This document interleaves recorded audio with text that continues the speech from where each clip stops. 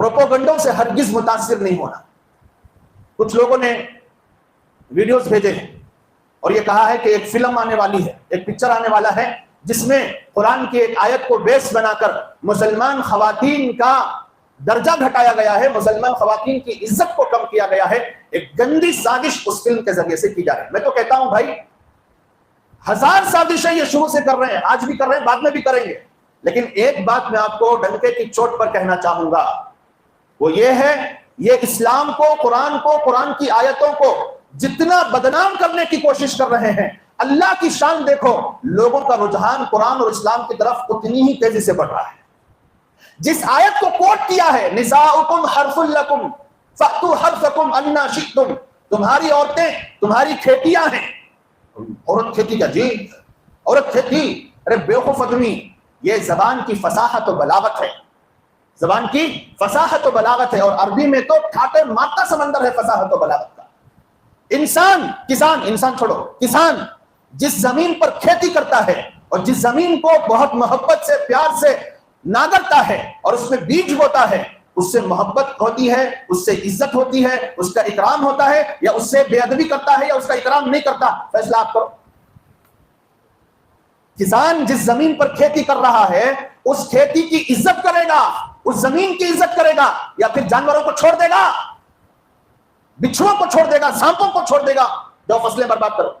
हिफाजत भी करेगा, मोहब्बत भी करेगा, इज्जत भी करेगा, इकराम भी करेगा। इतनी बात आज के भोले भाले मुसलमानों को नहीं समझ में आ रही। अल्लाह ये समझाना चाह रहा है, जैसे किसान अपनी खेती की जमीन की हिफाजत करता है, जैसे किसान अपनी जमीन में उगने वाली फसलों की हिफाजत करता है, उससे मोहब्बत रखता है, उसका इकराम करता है, उसकी इज्जत करता है, वैसे एक मोमिन अपनी औरत, अपनी बीवी की इज्जत करता है। निसाउकुम हर्सुल लकुम, ये हमारा मतलब करो, उसका पूरा मतलब चेंज कर दल को एक प्रोपेगेंडा बना दिया गया। और मुसलमान क्या कर रहे हैं, तैश में आ गए, उसे नहीं मालूम रहता मतलब क्या है, माना क्या है, चुप के गए, बाइकाट करो भाई, बाइकाट करो, बाइकाट करो न को, बाइकाट करना है ढंग से करो। तुम्हारे खाली एक बाइकाट बोल देने से बाइकाट नहीं होता हो, फिल्म आती सोचो। तो रोकने का तरीका क्या था? रोकने का तरीका यह था कि तुम अपने अपने इलाकों में उसके खिलाफ कानूनी कार्रवाई करते, हर स्टेशन में कंप्लेंट दर्ज होती, एफआईआर दर्ज होता, और पूरे मुल्क से जब एक आवाज उठती कानूनी ताकत के साथ, तब सुप्रीम कोर्ट में उसकी समाअत होती और एक कोई कानूनी फैसला और दावपेच होता।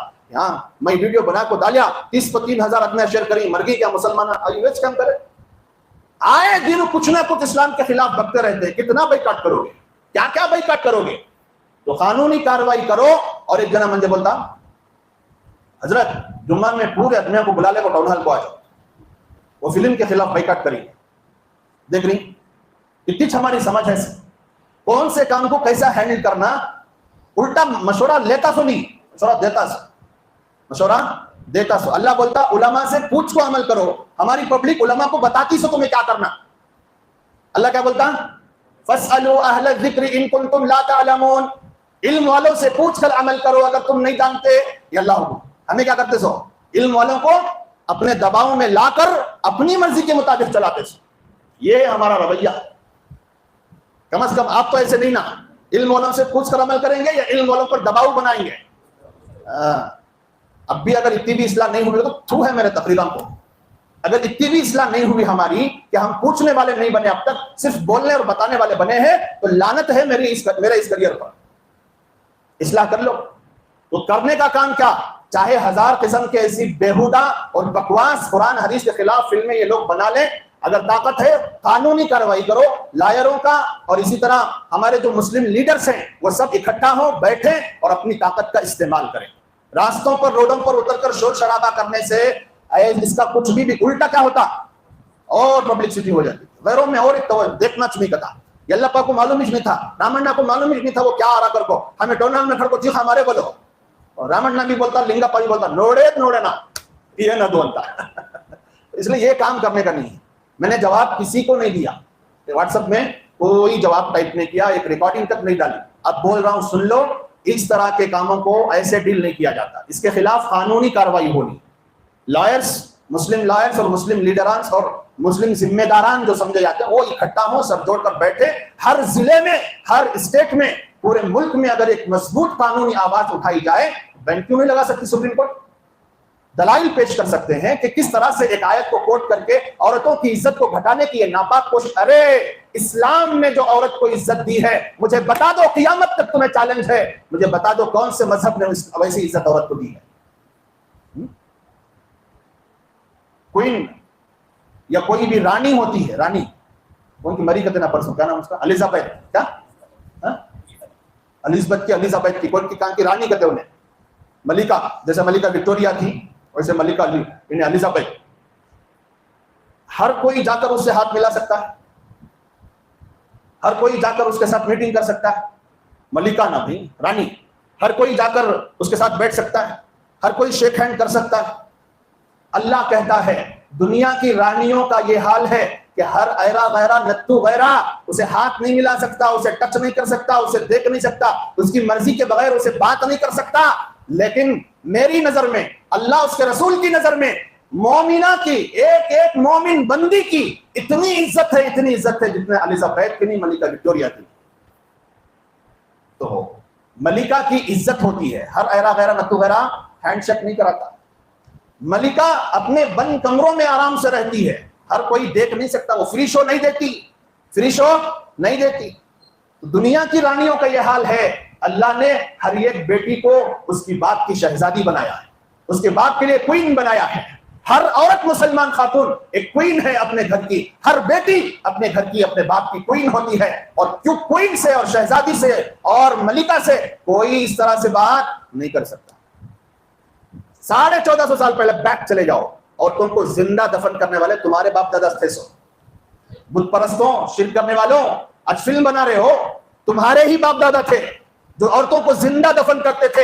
وہ تو لاکھوں کروڑوں رحمتیں اور درود ہو میرے آقا جناب محمد رسول اللہ صلی اللہ تعالی علیہ وسلم پر. جب آپ کو مبعوث کیا گیا، آپ نے فرمایا استوصوا بالنساء خیرا، عورتوں کے ساتھ اچھا سلوک کرو. یہ تعلیم نہ اس سے پہلے تمہارے کسی لیڈر نے دی تھی، نہ بعد میں کسی نے. عورت کا مقام نبی نے بتایا، ماں کے قدموں کے نیچے جنت نبی نے بتائی، اور بیٹیوں کی شادیاں کر کے پرورش کر کے انہیں اچھے گھرانوں میں بسانے والے کو جنت میں مقام نبی نے بتایا. بہنوں کی دیکھ بھال کرنے والے بھائیوں کو جنت کا مژدہ نبی نے بتایا. عورت ماں ہے، اس کی ذمہ داری اس کے شوہر بیٹوں پر ڈالی گئی، بیوی ہے ذمہ داری شوہر پہ ڈالی گئی. کمانے کی تک تکلیف اسلام نے برداشت نہیں. اتنا محفوظ اور پاکیزہ ماحول ایک عورت کو اسلام نے دیا ہے.